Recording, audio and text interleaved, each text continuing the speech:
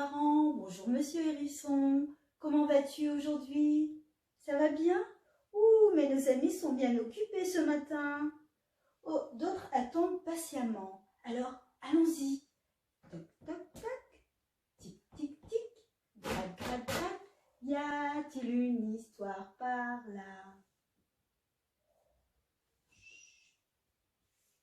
Je suis fée. Pierre Grosse, Elsa Oriole. Je suis fée, mais pas tout le temps. Pierre Grosse et Elsa Oriole.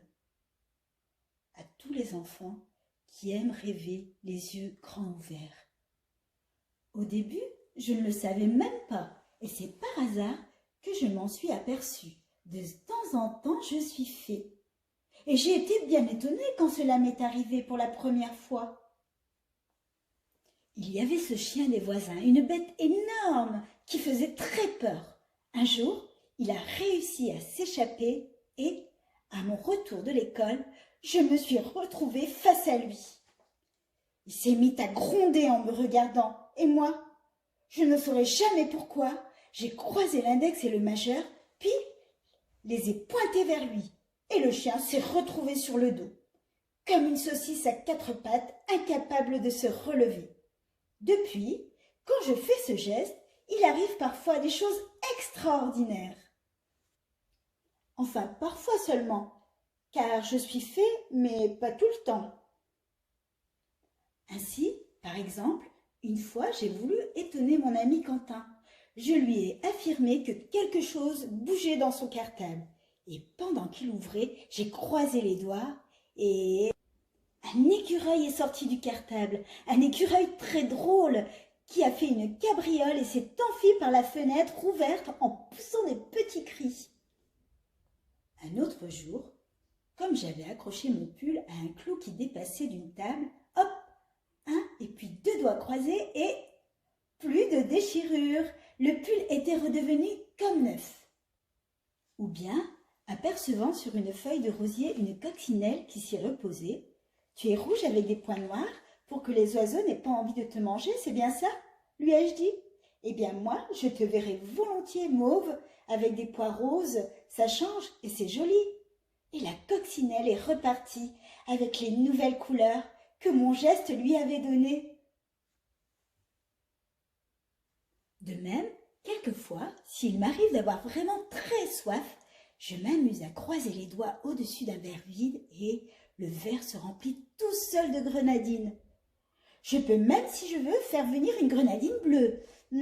C'est encore plus délicieux, avec une paille qui arrive on ne sait pas d'où. Et le jour où cette histoire se passe, comme justement il faisait très chaud, on était en plein été. J'avais très soif et je rêvais de grenadines bleues et de jus d'orange verte. C'était le jour de la Saint-Jean. À la campagne, quand arrive la Saint-Jean, il y a une fête au cours de laquelle on vient brûler dans un grand feu allumé pour tous les herbes de cuisine qui vous restent de l'année écoulée pour les remplacer par des herbes fraîches.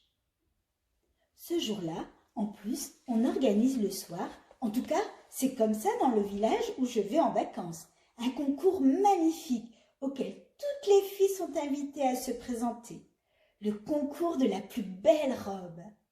Chacune s'active à la recherche de tel tissu, tel ruban, telle parure, et je demande à ma mère de m'aider, justement, à faire la robe avec laquelle je vais participer au concours. Je voudrais bien savoir si ma nouvelle amie de cet été, qui habite presque en face de chez nous et qui s'appelle Léa, trouvera bonnes mes idées pour la robe que je mettrai ce soir. Et puis, je suis curieuse de voir comment sera sa robe à elle. Mais je trouve Léa toute triste et abattue. Sa mère ne pourra pas l'aider puisqu'elle n'est pas là avec elle. Et alors, elle m'explique que ses parents ne vivent pas ensemble et qu'elle est ici tout ce mois juste avec son père. À ce moment-là, un petit nuage passe dans ma tête. Oh, je voudrais que mon amie ait elle aussi une belle robe ce soir. Alors, je mets mon index sur mon majeur, je le pointe discrètement dans sa direction, mais rien ne se passe. Et elle me quitte dans sa simple robe habituelle en me disant « À ce soir, et fais-toi belle, je voterai pour toi !»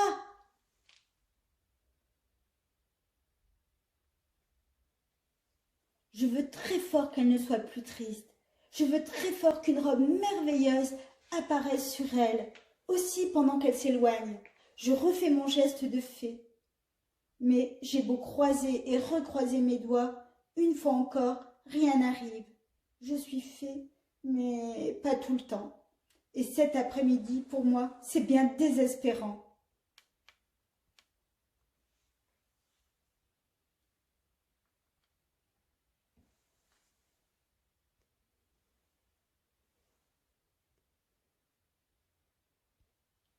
Quand la nuit commence à tomber, un dernier soleil orange disparaissant à l'horizon, je suis heureuse de ma robe. Et aussi, je suis soucieuse pour mon ami. Alors, je passe derrière la maison, dans le grand jardin, pour réfléchir tranquillement à la situation.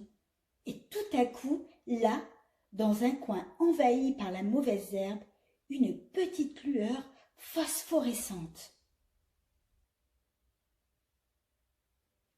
Je m'approche, posée sur un escargot endormi, une petite chose qui fait une lueur blanche un peu bleutée.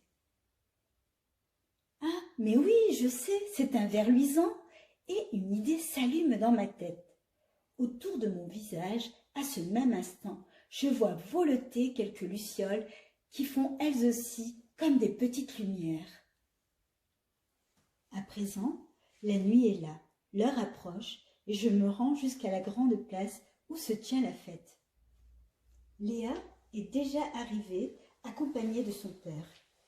Elle se tient à l'écart dans une robe toute simple en coton rose uni. Je la rejoins et nous nous embrassons. Elle me fait un pauvre sourire. Les membres du jury vont se réunir pour délibérer dès que toutes les concurrentes seront passées devant eux pour présenter leurs robes. Chacun en a imagé une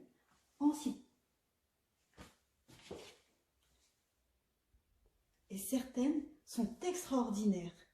Karine, la fille du bazar, porte une robe en mousseline bordée de chantilly avec des rubans d'organza. Sa cousine Julie est vêtue d'un ensemble en chintz violine avec des zébrures bleues et rouges. Sarah, qui habite au bout de notre rue, s'est fait faire par sa grande sœur un fourreau en gaze et raffia, glacé orné de longs rubans, ventre de biche. Émilie, dont les parents sont comme nous ici en vacances, s'est parée d'une robe en satin pistache et mousseline citron. Et toutes les autres qui défilent devant le jury ont fait elles aussi des prodiges d'imagination et d'exécution.